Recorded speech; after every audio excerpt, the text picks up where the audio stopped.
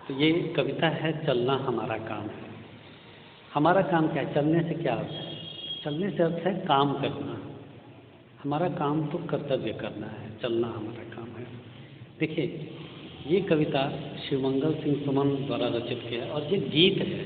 ये कविता में गीत है, गीत को गाया जाता है। कैसे? गति प्रबल पैरों में भरी, फिर क्यों रहूं दर दर खड़ा। गति प्रबल पैरों में भरी, फिर क्यों रहूं दर दर खड़ा। जब आज मेरे सामने है रास्ता इतना खड़ा। इसका अर्थ ये चलना, इस अर्थ को समझिए आप कि हमारा काम तो केवल चलना है। मंजिल भी सामने दिख रही है, रास्ता भी क्लियर है, रास्ता भी स्पष्ट है और हमारे पैरों में शक्ति भी है। ऐसा नहीं कि हम लंगड़े हैं, लूले हैं या हमको पोलियो हो गया है। हमारे पैरों में ताकत भी है, रास्ता भी दिखाई दे रहा है और हमारा लक्ष्य भी सामने दिखाई दे रहा है, मंजिल भी सामने दिखाई दे रही है। फिर हम क्यों दरवाजे पर सोचते रहें कि चलें कि ना चलें, चलें कि ना चलें। अरे हम चलेंगे तो लोग क्या कहेंगे, क्या लोग समझेंगे। और जो यही समझता है ना, जो ये सोचता है, वो ज़िंदगी में किसी मुकाम को नहीं पा सकता। लाइन में लगने से क्या हाल है? लाइन में लगिएगा तभी तो नंबर आएगा। लाइन में लगोगे ही नहीं, नंबर कैसे आएगा? प्रतियोगी परीक्षाएं कितनी होती हैं, मंजिल आपकी है, आपको प्रतियोगी परीक्षाओं में किसी मुकाम पे पहुंचना है, किसी पद को ग्रहण करना है, ठीक है, वो आपका लक्ष्य है। रास्ता स्पष्ट है, आपके सामने पढ़ने का विकल्प है, कोचिंग है, इतना सब कुछ है, बुक्स है, वेबसाइट है, रास्ता भी है और आपके पैरों में ताकत भी है चलने का, यानी आपके पास सामर्थ्य भी है, आपके पास बुद्धि भी है, आपके पास कैपेबिलिटी भी है। तो फिर आप क्यों उस रास्ते पर न चलो? कभी यही कहना चाहता है कि क्यों प्रयास ना करो भाई?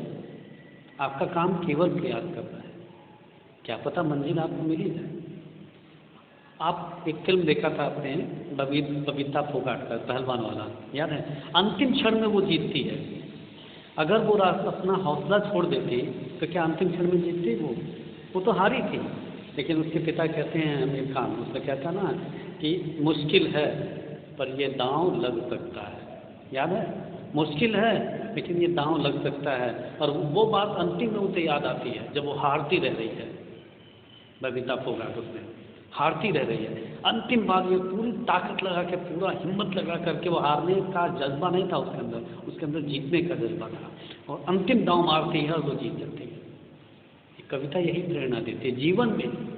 जीवन में बहुत ऐसे क्षण आएंगे, जीवन में बहुत ऐसे अवसर आएंगे जब आपको लगेगा अरे मैं तो नहीं कर सकता, मैं तो फेल हो गई, मैं तो नहीं कर सकती। लेकिन ये बात हमेशा याद रखना कि आपका काम क्या है?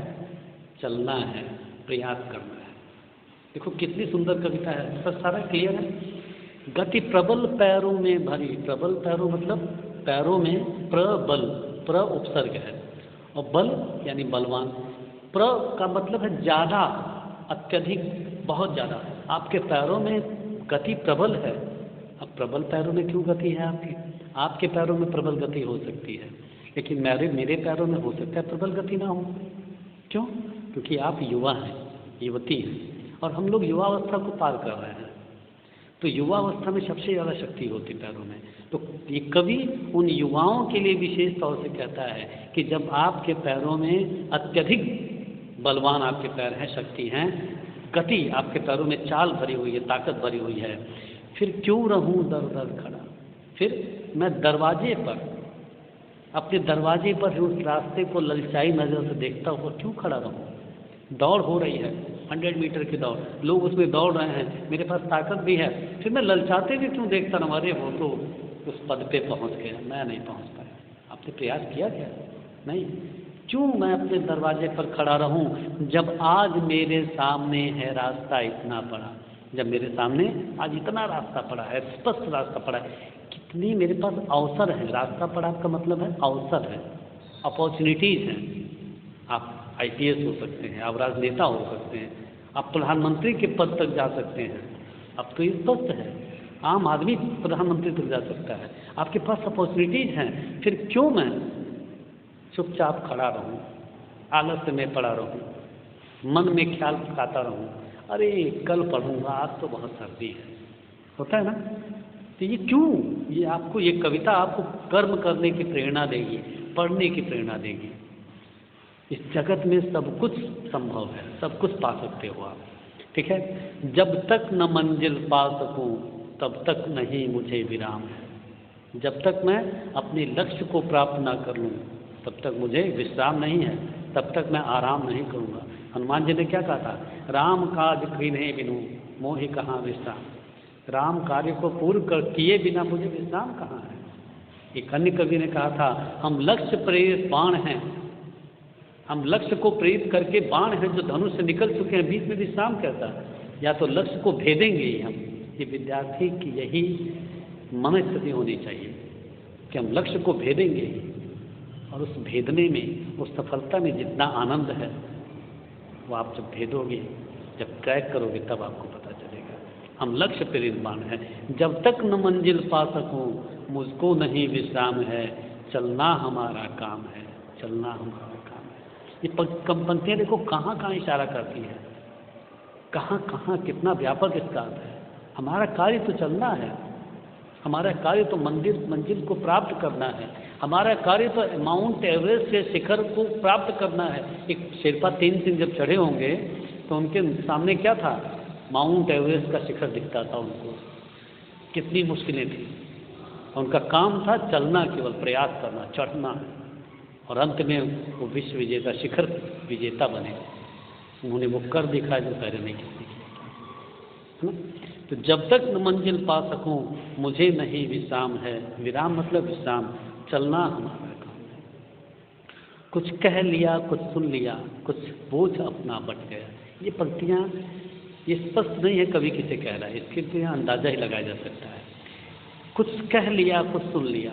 जीवन पथ पर अकेला तो है नहीं, जीवन पथ पर और भी लोग हैं, उनके मित्र भी हैं, उनकी सहचरी भी होगी, उनकी प्रेमिका भी होगी, उनकी पत्नी भी होगी, या मित्र होगा, किसी से भी इनका मतलब है।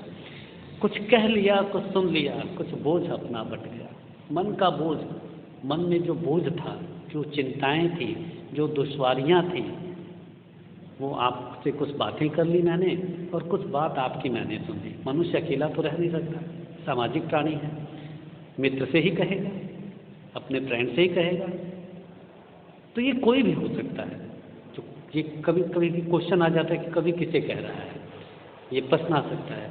तो ये कोई भी हो सकता है, उसका मित्र भी हो सकता है, उसके जीवन साथ रहने वाली उसकी माँ भी हो सकती है, उसकी पत्नी भी हो सकती है, उसकी प्रेयसी भी हो सकती है, कोई भी हो सकता है। ये कुछ कह लिया, कुछ सुन लिया, कुछ बोझ अपना बट गया। जो मेरे मन में बोझ था वो बट गया, वो कम हो गया। तो पाउज कम जरा।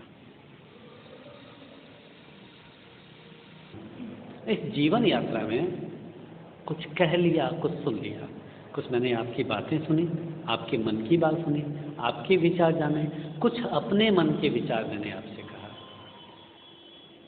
विचारों का आदान प्रदान हुआ, क्योंकि मनुष्य सामाजिक प्राणी है, अकेले नहीं रह सकता। ये किसी को आप अकेले रख दो, जेल में या अपने एक जेल में एक सज़ा होती तन्हाई।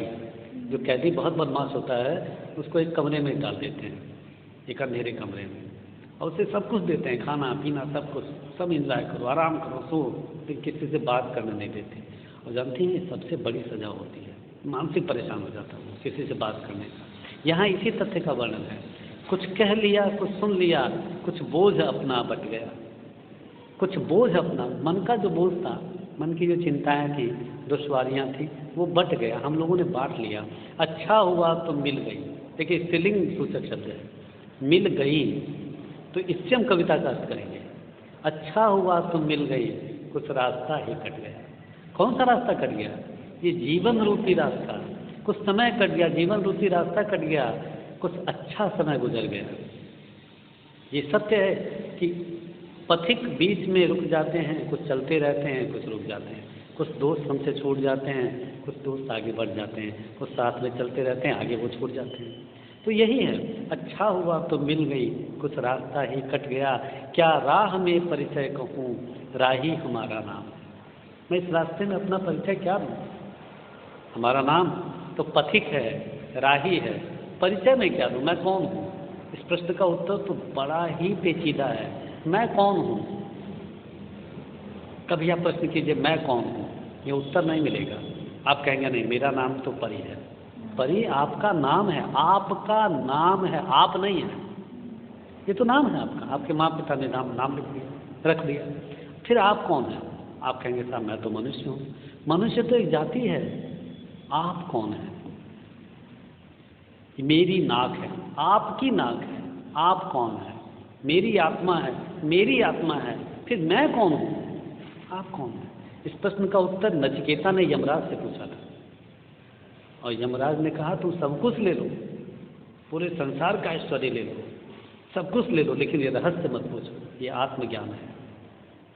लेकिन यम नचिकेता विद्वान था, उसने कहा नहीं, मुझे तो यही जानना है कि आत्मा का रहस्य क्या है, मैं हूँ कौन, और ये जाना उसने। तो आप सोचिए ना, कि आप सोचिए कि ये जगत है, मैं कुछ साल पहले आया हूँ इस जगत में, आप कुछ साल बाद आई हैं, फिर चले जाएंगे, फिर एक तरह की यही चलता रहेगा। तो ये क्या राह में परिचय कहूँगा मैं, राह में अपना परिचय क्या बताऊँ? इस राह में, इस जीवन रूपी पथ पर राही हमारा नाम है। हमारा इतना जान लीजिए कि हमारा नाम पथिक है, हम इस रास्ते पर चलने वाले लोग हैं। शेष अगले वीडियो में।